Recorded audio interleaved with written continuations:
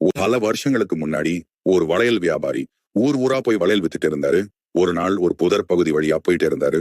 அப்போ ஒரு பெரிய புற்று கண்ணுல பட்டுச்சு. அந்த புற்றை பார்த்துட்டு இருக்கும் போதே திடீர்னு அந்த புற்றோட ஒரு ஓட்டையில இருந்து ஒரு பெண்ணோட கை வெளியே வந்துச்சு. அந்த கை வெளியே வந்து வளையல் போட்டு விடுங்கன்னு சத்தமா கேட்டுச்சு. இதை கேட்ட வளையல் வியாபாரிக்கு ஒரே ஷாக். பயத்துல அரண்டு போய் அங்கிருந்து வேகமா ஓடிட்டாரு. மறுபடியும் சில நாள் கழிச்சு வியாபாரி அதே வழியா போயிட்டு இருந்தாரு. அப்போ மறுபடியும் அதே புற்றுல இருந்து அதே கை வெளியே வந்துச்சு.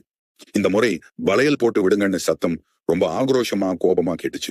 வியாபாரிக்கு மறுபடியும் பயம் தொத்திக்குச்சு. பயந்துகிட்டே ஐயோ என்னால முடியாது அப்படின்னு கத்திக்கிட்டே ஓடிட்டாரு.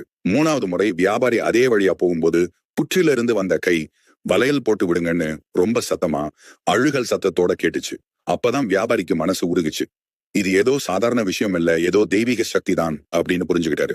உடனே வியாபாரி ஊர் மக்களை கூட்டிட்டு வந்து நடந்த எல்லாத்தையும் சொன்னாரு. ஊர் மக்களும் அந்த புற்றை பார்க்க வந்தாங்க. அப்போ அங்கிருந்த ஒரு பக்தர் மேல சாமி இறங்குச்சு. நான் தான் சாமுண்டேஸ்வரி, இந்த இடத்துலதான் நான் இருக்கேன், எனக்கு ஒரு கோவில் கட்டி வழிபடுங்க, நான் உங்களை எல்லாம் காப்பேன் அப்படின்னு சாமி சொன்னிச்சான். இதை கேட்ட ஊர் மக்களும் அந்த வளையல் வியாபாரியும் சேர்ந்து அந்த புற்றை சுத்தி ஒரு கோவில் கட்டினாங்க. இப்படித்தான் கம்பம் சாமுண்டிபுரம் சாமுண்டி அம்மன் கோவில் உருவானது. இன்னைக்கும் அந்த அம்மன் மக்களை காத்து அருள் புரிஞ்சுட்டே இருக்கிறாங்க. நீங்களும் ஒரு நாள் போய் இந்த அம்மனை தரிசிச்சுட்டு வாங்க.